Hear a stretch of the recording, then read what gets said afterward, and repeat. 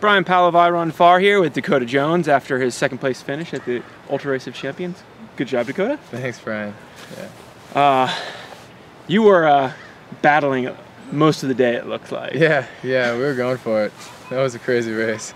Have you ever had to race, you know, I guess you have at like Transvolcania? Yeah, I've raced hard before, but this was, I mean, fully at my limit all day long. It was cool. Yeah, I mean, it's like the kind of running where you're not sure if it's, you know, if I can maintain it like the whole day. I'm like kind of operating at like full capacity, just like there's always that part of me that's like questioning myself, but just keep going for it. And you know, I think by this point I've learned like how to do it, and so I can run hard all day. Really?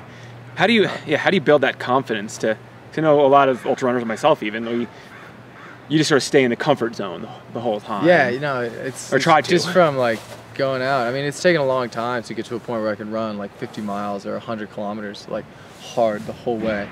And it's been a lot about like just experience. And there was so many races like early in the year, early in my career, like when I was talking with Jeff Rose yesterday, and I remember in 2010 at the North Face Endurance Challenge, I ran as hard as I could with him all day, and we were like in front, neck and neck, but like 35 miles.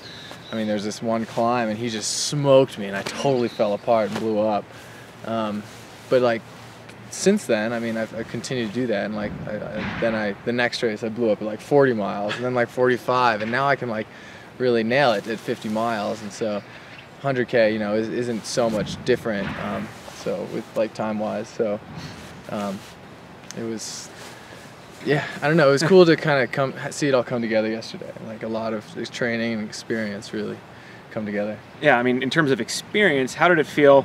There was a lot of movement in the front of the pack. There was times where Jason Wolf was ahead. There was, you know, and you were sitting with Killian, and Sage went off the front, and it was mainly Sage and Rob and Killian and myself running together most of the day. Jason Wolf was with us for a while there, but after Frisco, I don't know what happened to him. He kind of fell off the back. But it was mostly the four of us running together all day, which was really exciting. It was like really strong competition.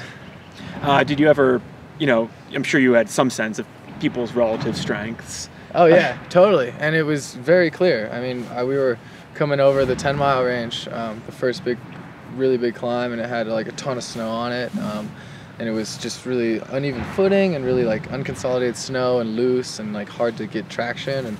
And Killian was like jogging, and all the rest of us, like I was better than I think Sage, who like says he hates snow, but we were going up, and it was really slow.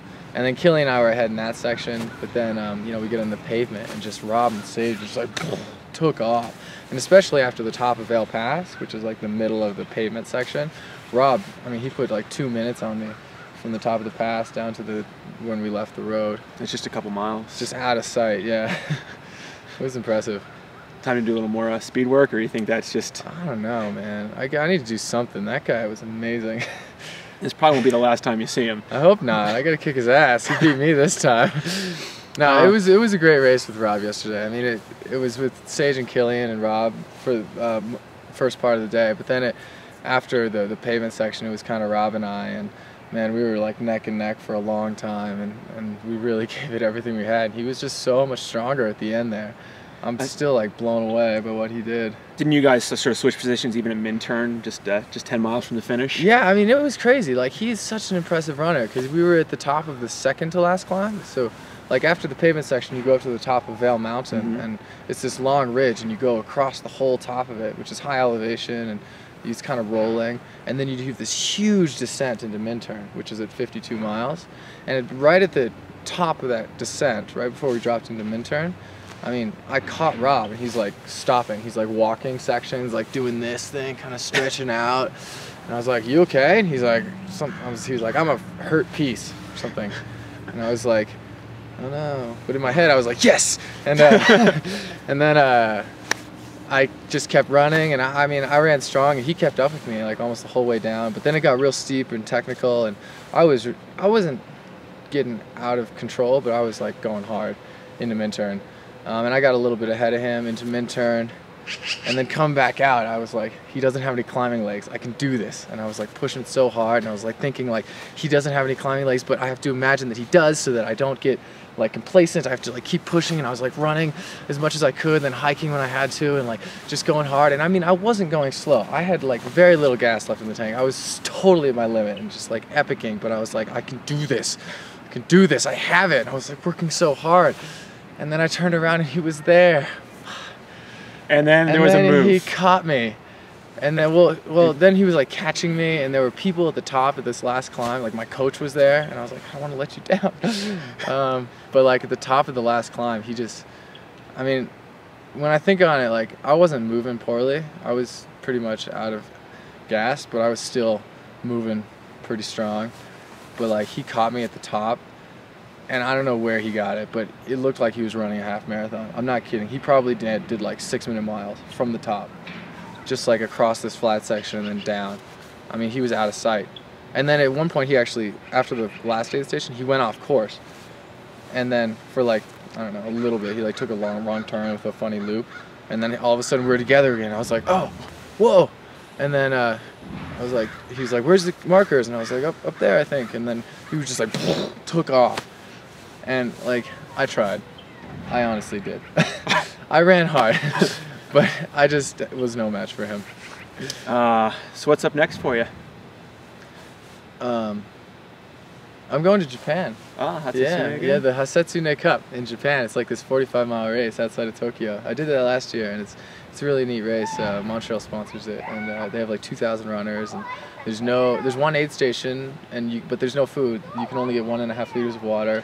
And it starts at 1 p.m. and so you have to have a headlamp, and it's a crazy race, but it's and you won that last year. Yeah, I went out there last year and won.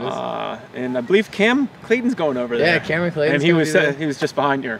Yeah, Cameron Clayton. He was stronger than I kind of thought. I mean, I didn't think he was going to be. I thought he would have trouble with the longer distance, but he was, I mean, consistent all day long. Like he ran a really smart race. It was cool to see. I mean, he's really come. I mean, just like a year ago was his first ultra, and now he's doing really well. It's just super impressive. And North Face 50 on your calendar for later? Yeah, I hope so. There's a skyrunning race in South Africa, the Lesotho Ultra Trail, that I would like to do. I mean, I told him I wanted to come out, but I just don't think I'm going to be able to make it this year, unfortunately. So. Well, congratulations on a great run yesterday, and thanks. Some more good races this season. All right, thanks. Yep.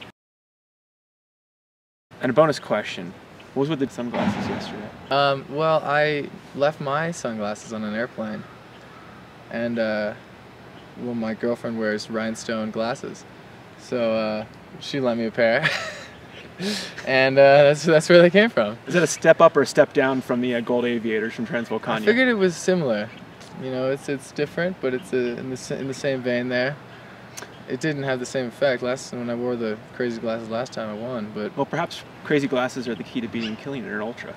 Yeah, both times I've done that, I've beaten Killian. All it takes to beat Killian, by the way, is either it's so hot that he gets heat stroke and passes out, or it's so much pavement that he gets so pissed that he just stops trying.